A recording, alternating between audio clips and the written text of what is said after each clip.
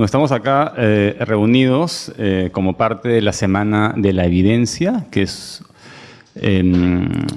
una semana de diversas actividades que promueve la Embajada Británica en colaboración con varias instituciones, ¿no? Varias universidades y varios institutos. En particular, esta actividad, este evento que tenemos hoy día sobre los transgénicos, está promovido por la Sociedad Secular y Humanista del Perú, que es una organización sin fines de lucro que busca popularizar la ciencia, combatir a las pseudociencias y promover el secularismo de Estado. En este caso vamos a hablar sobre transgénicos, ¿no? Hay bastante polémica en las redes sobre el asunto. Mucha gente piensa que son dañinos para la salud, ¿no? Los productos genéticamente modificados, ¿no? Entonces acá hemos traído a dos expertos para hablar sobre el tema, ¿no? ¿Qué cosa es un producto genéticamente modificado? ¿Qué diferencia hay entre un producto genéticamente modificado y un producto convencional, ¿no? Y es más, también qué diferencia habría entre uno convencional y uno orgánico. Tal vez podemos inclusive hablar sobre eso. Mucha gente invierte mucho dinero en comprar productos orgánicos y tal vez no sean tan sanos como la gente piensa que son. Entonces, para hablar de esos temas, tenemos a Carolina Segami, que es bióloga de la UPCH. Luego de terminar la carrera realizó una maestría en biología evolutiva en el programa MEME de Erasmus Mundus. Ha tenido la oportunidad de trabajar con grupos de investigación en la LMU, Harvard y Uppsala. Su principal interés es investigar los mecanismos de especiación, principalmente en dendrobatidos. Nos explicará después qué significa. Actualmente es docente de la UPC y dirige Science Bites, que es un nuevo blog de divulgación científica para que lo googleen. Y como contraparte tenemos a David Castro. Él es biólogo especializado en biotecnología de la Universidad Nacional Agraria de La Molina, con estudios en maestría en biología molecular. Inició su carrera en el campo de la genética vegetal, luego produciendo radiofármacos y después aislando bacterias intracelulares. Actualmente trabaja en el sector público en el área de biotecnología y bioseguridad. Desde hace 8 años escribe sobre ciencia tratando que la gente se interese en ello tanto como él. Entonces pueden, bueno, las referencias y los currículos extendidos pueden revisarlos en la página web de la Semana de la Evidencia o en la página de la Sociedad Secular y Humanista del Perú. Mi nombre es Víctor García Belaunde y yo voy a estar conduciendo la actividad. Se va a dar de la siguiente manera. La primera media hora los expertos van a exponer, ¿no? E intentar explicar qué es un producto orgánico, un transgénico, primero qué es un transgénico, qué diferencia entre un transgénico con un convencional y ya como último tema, el tema de los orgánicos también. Y después de la media hora de presentación vamos a pasar a preguntas y respuestas, ¿no? Donde gentilmente nos van a ayudar a pasar el micrófono y pueden hacer preguntas para que haya un diálogo entre los asistentes y el panel. Entonces, no sé, ¿quién quiere comenzar? Podemos responder a la pregunta, ¿qué cosa es un producto transgénico, ¿no? ¿Está funcionando? Okay. Hola, mi nombre es Carolina. Entonces, yo voy a comenzar haciéndoles una breve exposición de qué cosa es un organismo genéticamente modificado, y para eso he preparado una pequeña presentación que tengo acá. Así que vamos a empezar. Sí, Carolina ha dado permiso a que le interrumpan si tienen preguntas. Sí, la verdad que como estoy acostumbrada a dictar clases, estoy acostumbrada a que mis clases sean dinámicas, así que si tienen alguna pregunta que no pueden resistir al área de preguntas, la pueden hacer en el momento y me interrumpen y no hay ningún problema. Igual esta presentación es súper breve, solo para dar un panorama general de qué cosa es un organismo genéticamente modificado o un transgénico, ya vamos a ver la diferencia. Y voy a hablar un poquito también cuáles son las bases genéticas. No sé qué background tiene la gente del público, así que vamos a explicar un poquito cómo es que funciona todo, cómo es que funcionamos los seres vivos, dónde se guarda toda la información que hace posible que nuestras características sean tal y como son. Ok, entonces he decidido escoger esta imagen. Es una imagen donde podemos apreciar algunas de las variedades de papas nativas de las cuales nos sentimos tan orgullosos, ¿no es cierto? Y la he escogido justo a propósito por el título, ¿no es cierto? Entonces, el título de mi presentación va a ser Organismos genéticamente modificados e ingeniería genética. Y lo primero que quisiera decirles es, ¿algunos saben cuántas variedades de papas nativas tenemos en Sudamérica, no solo en el Perú? ¿Alguna idea? ¿2000? En realidad es muchísimas más. El número exacto en realidad no importa, pero imagínense, tenemos una variedad muy grande de papas nativas. Y en realidad la papa es un producto que fue domesticado, ¿no?, en Sudamérica, probablemente en Perú. No se sabe el punto exacto, pero como el Perú es el lugar en el mundo donde hay más diversidad de este producto, se especula que este puede haber sido el centro de domesticación de este producto. Ok, entonces el objetivo de esta imagen al costado de estas dos palabras es decirles que en realidad esta variedad inmensa que nosotros tenemos de los diferentes tipos de papas se debe a la ingeniería genética que han realizado los humanos sobre este producto a lo largo de miles de años. Entonces, un proceso de domesticación, de selección de productos por ciertas características es modificar genéticamente a un producto, ¿okay? No necesitamos directamente manipular sus genes para empezar a modificarlo genéticamente. ¿Y a qué va esto? ¿Tiene una idea entonces, ahora con el pequeño background que les he dado, desde cuándo es que modificamos genéticamente a los organismos nosotros? ¿Alguna idea?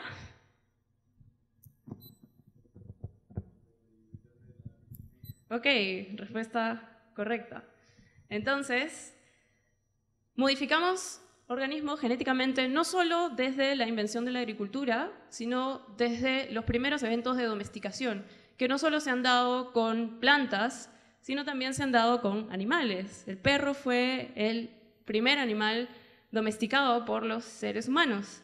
Y en realidad hay un debate gigante sobre el origen de la domesticación del perro y un paper recientemente publicado en Science este año que da pistas de que este origen puede haber sido un doble origen, es decir, que el perro puede haber sido domesticado dos veces independientemente por distintos grupos de seres humanos, ¿sí? Entonces, aquí tenemos una imagen muy bonita de un plátano como lo conocemos ahora, y la variedad que le dio origen al plátano tal y cual lo conocemos. Si ustedes la pueden observar bien en la imagen, no tiene casi nada de pulpa y está lleno de unas semillas gigantes. Entonces, si ustedes se dan cuenta, si ustedes son agricultores de hace muchísimo tiempo, van a empezar a preferir aquellas variedades que presenten más pulpa y menos semillas, ¿cierto? Sí, porque ¿quién quiere estar comiendo una fruta que tiene demasiadas semillas?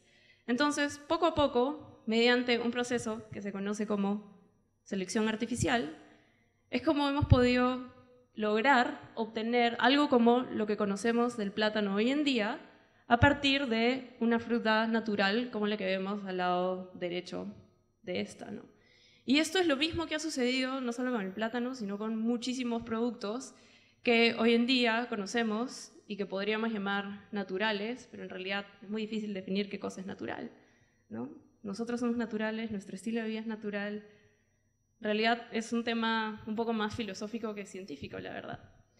Ok, entonces el objetivo con esta imagen es que ustedes puedan entender el concepto de selección artificial y que en realidad lo hemos venido aplicando desde hace miles de años con el inicio de los eventos de domesticación tanto de animales como de plantas.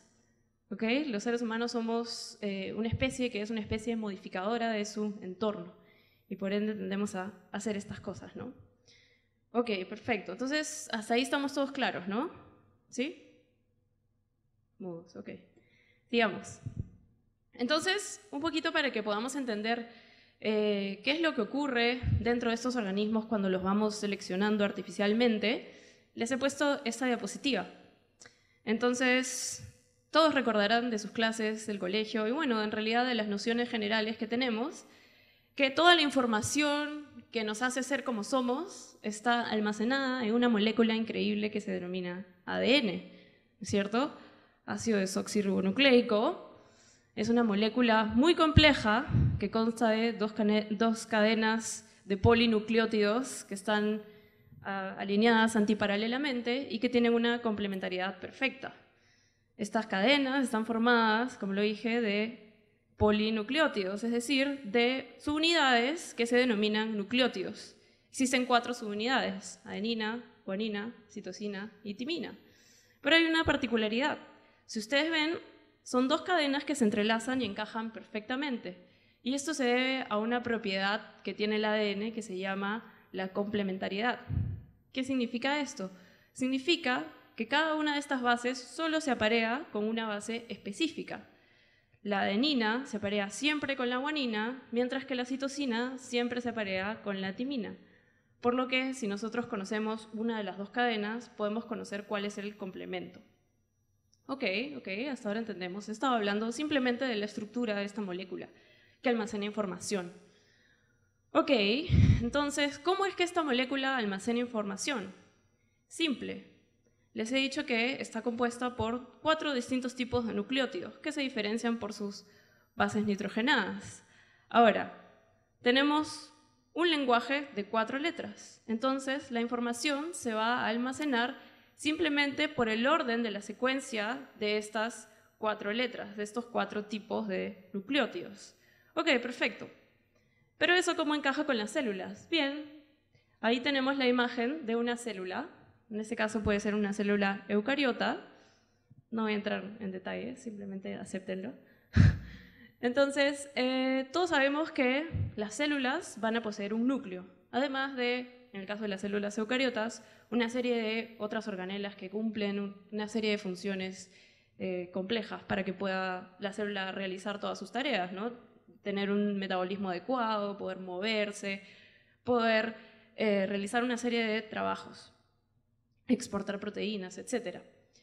Pero todos sabemos que dentro del núcleo es donde se encuentra esta molécula de ADN, que es el material genético que tiene la información para poder construir todo lo que somos.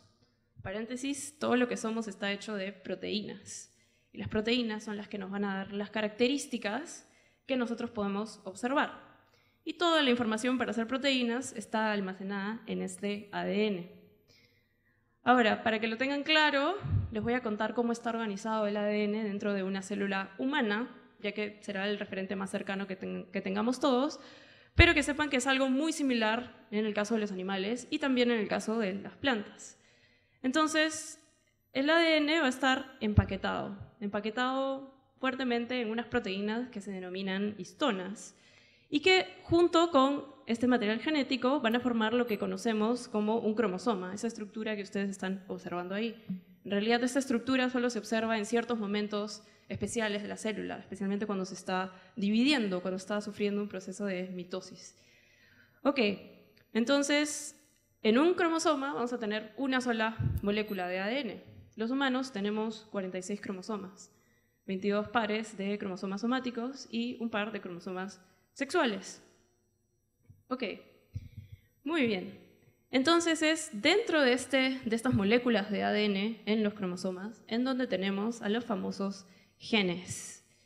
¿Qué son los genes? Los genes simplemente van a ser un pedazo de ADN que codifica para una determinada proteína. Ahora, quiero que hagan la conexión entre proteína y característica. Son las proteínas, la forma en que están construidas estas proteínas, las que nos van a dar las características que nosotros podemos apreciar. Entonces, las características que nosotros vamos a ver en los productos, como en los productos, las plantas que nosotros consumimos, van a estar dadas por ciertas proteínas que la componen. ¿Okay? Entonces, nosotros, al modificar el gen, modificamos las características de las proteínas y por ende la característica observable, o como también se le denomina el fenotipo, lo que nosotros podemos observar. ¿Qué es lo que nos interesa al final en un producto? ¿No es cierto? El sabor, el olor, la forma, etcétera, etcétera. Ahora es lo mismo en los animales, ¿no es cierto? Entonces, por ejemplo, los animales domésticos que nosotros consumimos, nos interesa que tengan más carne, que esa carne sea más suavecita. Bueno, todas esas características van a estar de alguna manera conectadas hacia nuestro ADN. Entonces, la conexión es la siguiente: característica, proteína, ADN. ¿Ok? Entonces, que quede claro que si nosotros modificamos algo del ADN, vamos a poder modificar directamente una característica. Ok, ¿hasta ahí todos me siguieron? ¿Sí? Perfecto. Continuemos entonces. Ok, entonces, aquí quiero aclarar qué cosa es lo que se conoce como un organismo genéticamente modificado. Entonces, con las diapositivas de la introducción ya les he dado una pista que en realidad todos somos organismos genéticamente modificados. Hay ciertos organismos que son genéticamente modificados por un proceso natural, que se llama proceso de selección natural, que es el proceso principal mediante el cual ocurre la evolución. Es decir, el cambio de genes a lo largo del tiempo, por ende, el cambio de características a lo largo del tiempo. ¿Ok? Entonces, en este caso, hemos estado teniendo una mala concepción de lo que es un organismo genéticamente modificado. Y hemos visto que a través de este proceso de selección artificial, cruzo lo que me gusta con lo que me gusta para obtener eso cada vez más, podemos modificar genéticamente a los organismos y cambiar completamente la forma en que se ven, tanto que esa forma ancestral puede llegar a desaparecer. Ok, entonces, ¿qué cosa es un transgénico? Ok, acá viene lo interesante. Entonces, en realidad estamos confundiendo el término. Un transgénico va a venir a ser exclusivamente aquel organismo al que se le ha transferido un gen que ocurre naturalmente en otra especie. Por eso el nombre, transferencia de genes, transgénico. Pero los transgénicos no son los únicos organismos genéticamente modificados. Bueno, ya dijimos que todos podemos ser organismos genéticamente modificados, pero también hay otros organismos que son muy populares en ciencias, que son los organismos knockout. Estos organismos knockout son organismos a los cuales nosotros les hemos modificado deliberadamente un gen, no se lo hemos reemplazado por otro, simplemente lo hemos modificado con algún propósito, casi siempre un propósito científico.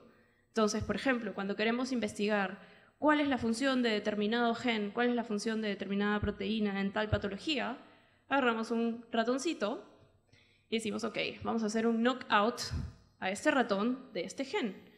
Y así podemos ver cuál es el efecto que tiene cambiar este gen, alterar este gen, inactivar este gen en una característica que puede traducirse en una patología, etcétera, etcétera.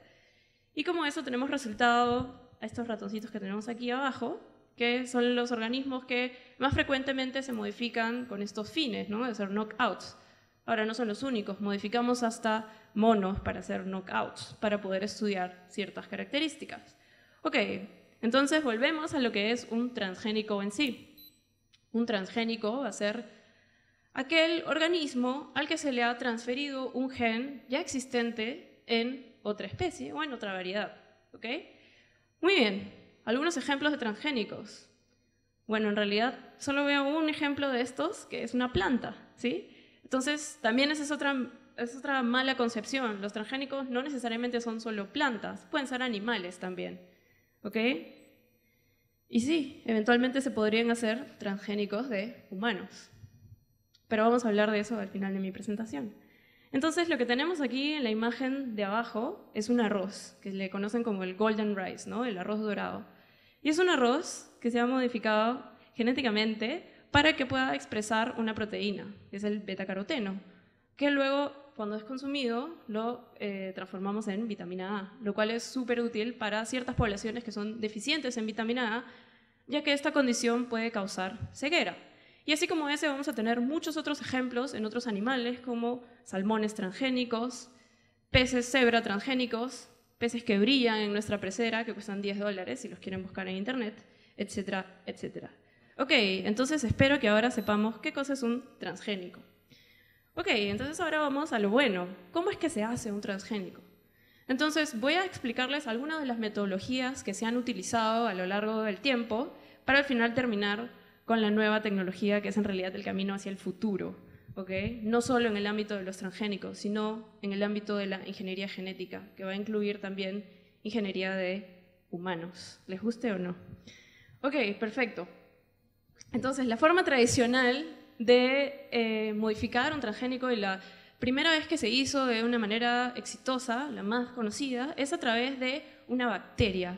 Una bacteria que tiene la capacidad de insertar su ADN al ADN de las plantas. Es un patógeno de las plantas que genera tumores en las plantas. Y esta bacteria es el Agrobacterium tumefaciens. Entonces, lo que hicieron los científicos fue utilizar este mecanismo que tiene esta bacteria para poder introducir a las plantas los genes que a nosotros nos interesaban. Y así lo hicimos con los primeros cultivos que fueron modificados genéticamente, que fue, por ejemplo, el tabaco, etcétera, el maíz, por ejemplo. Entonces, esta fue la técnica más común de hacerlo. Luego hay muchas otras técnicas. Hay técnicas en las que simplemente podemos cultivar protoplastos, que van a ser células vegetales sin pared celular, y las vamos a exponer a ciertos químicos que van a hacer que la membrana sea un poco permeable y que simplemente puedan captar ADN del medio en el que lo están cultivando. Sí, suena un poco aterrador, pero es cierto. La transferencia horizontal de genes es un proceso normal que ha ocurrido a lo largo de la evolución, no solo entre bacterias, no solo entre plantas, sino también a nosotros. Nosotros, si mapeamos nuestro ADN, vamos a encontrar vestigios de ADN de viruses, de ADN de bacterias, etc. Entonces, en realidad, esto de los transgénicos no es algo tan antinatural, es algo que ocurre y es un factor mayor en la evolución de los seres vivos, que siempre ha ocurrido y que sigue ocurriendo. Podría hablar de esto mucho más tiempo. Luego hay otras técnicas como la electroporación, que simplemente mediante impulsos eléctricos permeabilizar la membrana de las células, microinyección, que es algo parecido a cómo se fertiliza un embrión, con una inyección y un manipulador micro.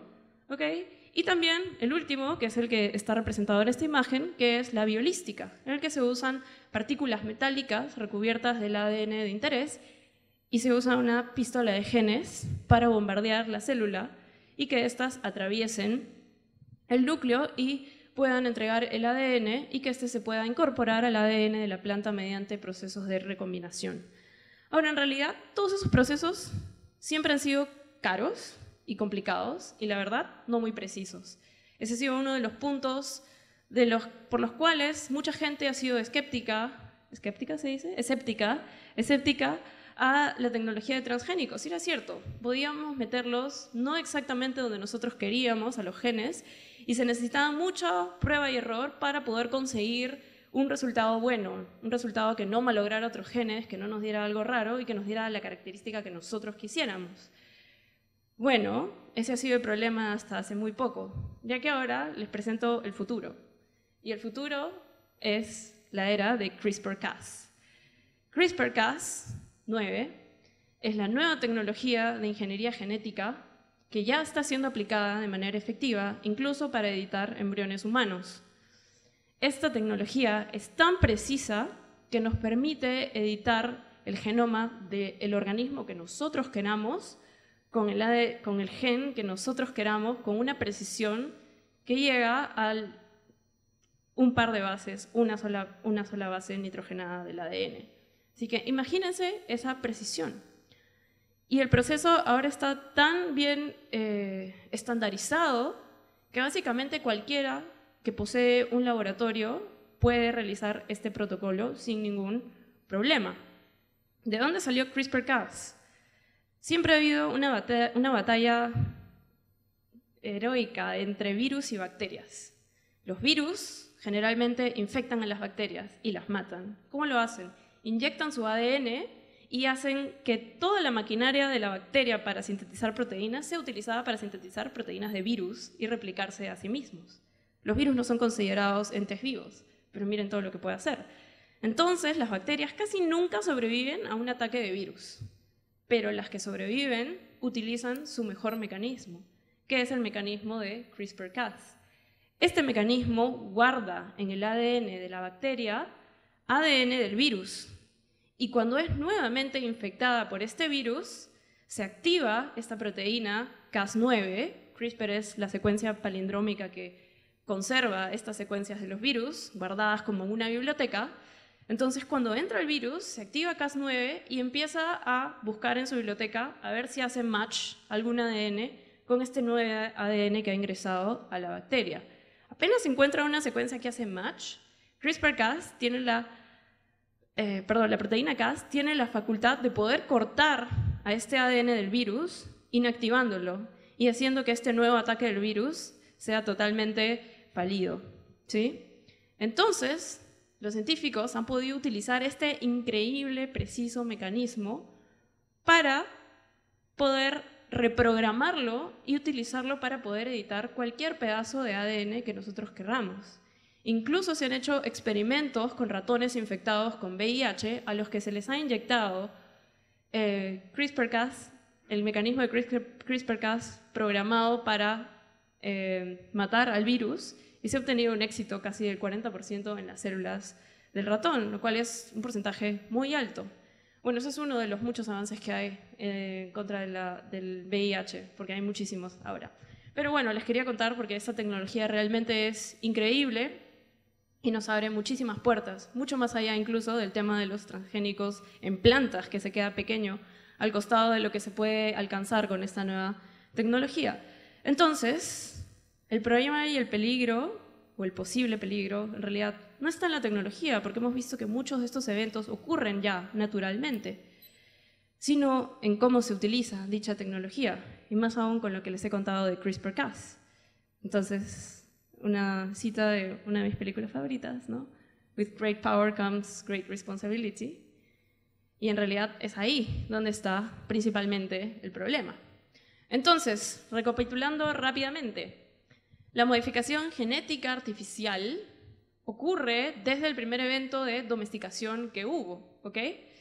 El equivalente natural sería el proceso de selección natural que se da por presiones de selección que están en el ambiente. La molécula de ADN guarda toda la información de nuestras características, ¿ok? Y esto se manifiesta a través de la síntesis de proteínas. Ahora, cuando hablamos de organismos genéticamente modificados, en realidad nos estamos refiriendo, o sea, lo que entendemos son las personas comunes por organismos genéticamente modificados, en realidad nos estamos refiriendo a los productos de la ingeniería genética. Y la ingeniería genética solo acelera el proceso de selección artificial de características para hacerlo más preciso y más rápido, ¿ok? No es algo distinto. Los transgénicos, específicamente, no son exclusivos de la ingeniería genética, porque como les he contado, la transferencia horizontal de genes entre especies distintas ha ocurrido, sigue ocurriendo y seguirá ocurriendo. En nuestro propio ADN podemos encontrar vestigios de esto. Y los transgénicos son únicamente, ¿no?, esta transferencia entre genes de distintas especies. Y bueno, las diferentes técnicas de transformación se han perfeccionado hasta que hoy tenemos una técnica casi infalible con el CRISPR-Cas9, y que de hecho es una técnica nueva, así que imagínense todo lo que podemos alcanzar, cómo podemos perfeccionar esta técnica dentro de pocos años en realidad. Entonces, el futuro de eso es muy cercano. Y con eso he terminado mi breve presentación. Sí. Muchas gracias, Carolina. Creo que hace una presentación. Creo que todos hemos aprendido mucho. Nos hemos quedado sorprendidos por lo que nos espera en el futuro. Creo que has respondido a la pregunta de qué es un transgénico y también cuál es la diferencia entre un transgénico y un producto convencional. Aparentemente, desde un punto de vista estricto, todo es transgénico, ¿no? Y todo está abierto a la transgenicidad, no sé cómo se llama.